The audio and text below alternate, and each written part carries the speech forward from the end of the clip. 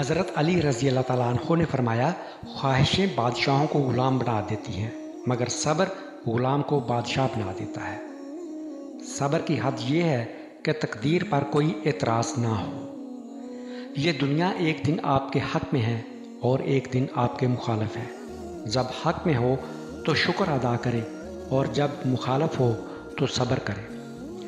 جس مقام پر تم اللہ سے شکوہ کرتے ہو وہ مقام دراصل صبر اور شکر کا ہوتا ہے۔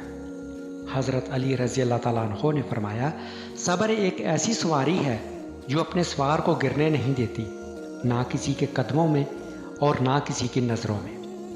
صبر کی ایک بات بہت اچھی لگتی ہے، جب آ جاتا ہے تو کسی چیز کی طلب نہیں رہتی۔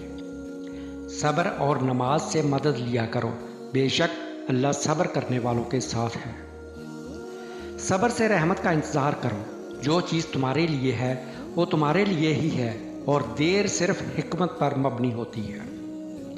اللہ ہماری آہٹیں بھی سنتا ہے اور پکار بھی، بس وہ آپ کا صبر آزماتا ہے۔ صبر انسان کو ٹوٹنے نہیں دیتا۔ صبر رکھ بندے، کمزور تیرا وقت ہے تو نہیں۔ زندگی اس طرح بسر کرو کہ دیکھنے والے تمہارے درد پر افسوس کی بجائے تمہارے صبر پر رشک کریں۔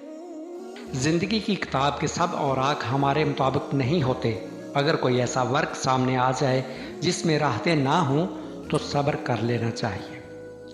چلو صبر کر لیتے ہیں، رب صبر کرنے والوں کے ساتھ ہے۔ صبر کے کچھ گھونٹ اتنے کڑوے ہوتے ہیں کہ پوری زندگی کی مٹھاس چھین لیتے ہیں۔ جس شخص کو اللہ کے ہر کام میں حکمت سمجھ آ جائے وہ زندگی میں کسی بھی واقعہ کے رونما ہونے پر شکوہ نہیں کرتا۔ اللہ کسی کے ساتھ ناانصافی نہیں کرتا، وہ بس آزماتا ہے اور صبر کرنے والوں کو میٹھا پھل دیتا ہے۔ جہاں اپنوں کے لہجے کی اپنائیت دم توڑ جائے تو پریشان اور رونے کی بجائے سورۃ فاتحہ پڑھ کر بخشش کی دعا کیا کرے، بے شک اللہ تعالیٰ صبر کرنے والوں کے ساتھ ہے۔